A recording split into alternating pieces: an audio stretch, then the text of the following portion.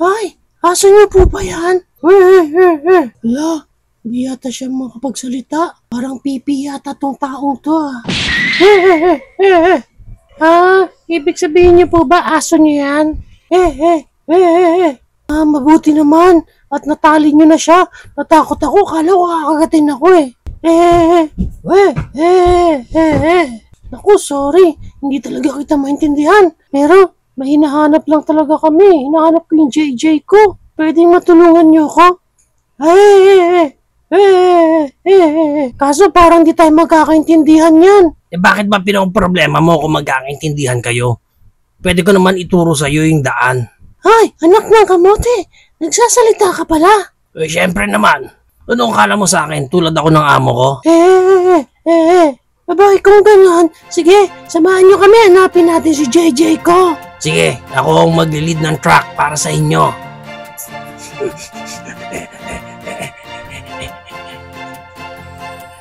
Buti na lang nakasama namin kayong dalawa.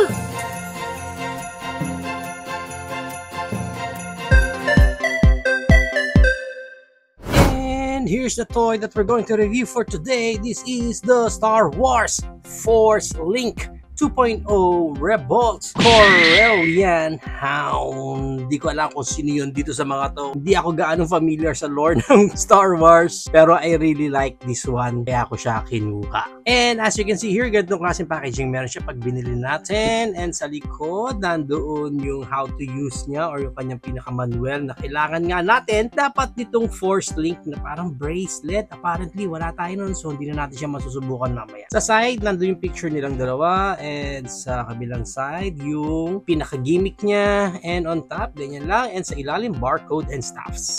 Unbox natin siya. Meron lang tayo ditong paper na kung saan ito yung kanyang pinaka-manual on how to assemble yung pinaka-cage niya. And instructions din para dun sa kanilang Force Link. And as you can see here nga, na naka-clamshell pa ang ating pinaka-main figure. So, let's unclam this toy. First is, dun muna tayo sa pinaka-cage natin, which is i-assemble pa kasi natin siya. First natin is itong side na to, lalagay natin yan dyan, mayroon siyang peg doon, yun. And then itong side na to, kakabit naman natin doon, meron din siyang parang pinaka-peg doon siya pinaka-ilalagay yan. And then yung other half niya, of course ipepeg natin itong pinaka-gate niya.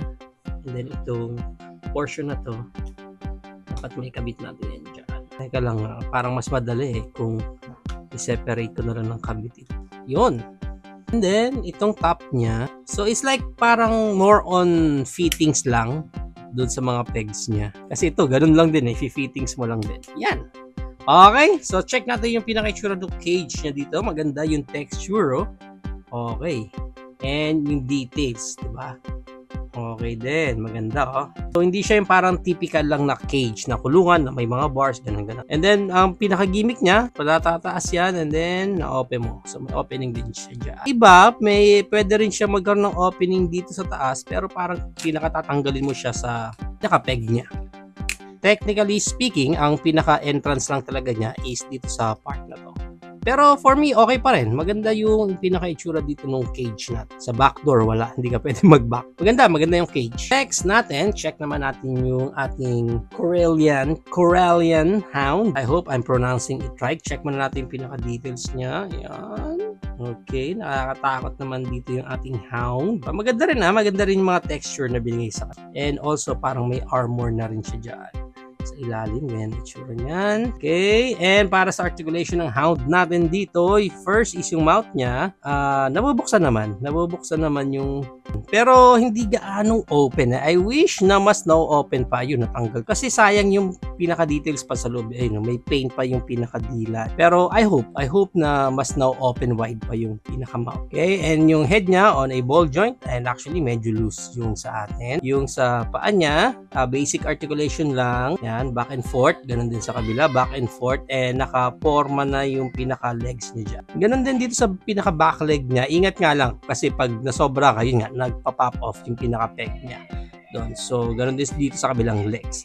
Yung iba pa niya articulation is itong pinaka-armor niya, actually hindi natatanggal. Walang any source or peg na pwede mo tanggalin yung pinaka armor niya. Pero, nakahiwala yung kanyang pinaka-armor. So, which is good pa rin. At least hindi nakamold kasama nung mismong katawan nung hound natin dito. Now, let's move along na dito sa ating human figure and check natin yung pinaka-look niya. Ayan. Dito akala mo hair niya, no? So, mukha siyang girl. Pero technically, parang male naman yata siya. Pinaka-details pa niya sa likod, sa okay din. Ang ganda ng mga details na binigay sa kanila. Even yung texture ng breast niya, di ba?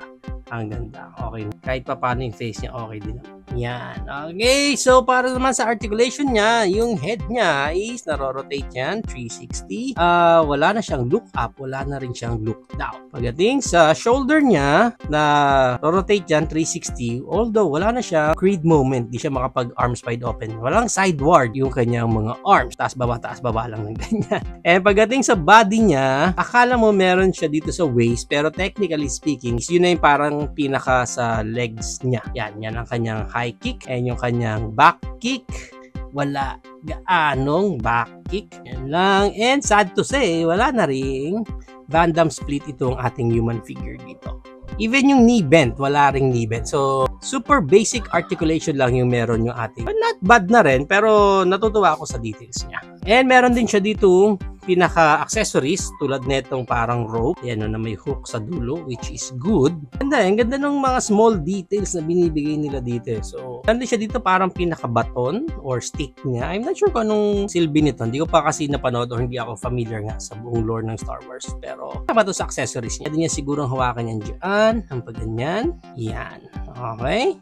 Yun nga lang sana dinagdagan nila ng articulation to para mas maiposing mo pa siya ng mas maayos. Kasi as of now, wala, ganyan lang siya. Para lang siyang robot. Rope accessories siya dito. Pwede rin naman niyang hawak. Oh, by the way, yung kamay niya pala na-rotate. Ayan. Yan, okay. So, nakaganyan yung kanyang accessories na rope and then pwede natin ikabit yan dito sa kanyang hound. Next, responsible pet ownership. So, i-hook lang natin yan dyan. And then, there you go. Ayan, no? Para na siyang nagbo-walk in the park. Sama na natin yung cage dyan. Yan. Now, para sa height ng mga figures natin dito, unahin natin yung pinaka-cage niya. It's around 2.5 inches. Pero yung haba ng cage niya is nasa 3 inches. Yung human figure natin, almost 4 inches. So, 3.75 inches na figure siya. Hound natin, yung height is 1.75 inches. And yung haba naman is nasa 2 inches. Ang maganda niya, nag-compare pa natin siya sa iba pa nating figures tulad ng ating Hammond Collection, Dr. Ellie Sattler. Goes well kasi parang silang 3.75 na figures. We also have here our Page Puncher MCF Demogorgon. Our Core Class Optimus Prime, Super Mario Bros, Bowser, MCF Batman, Caveman, Marvel Legends, Hulk.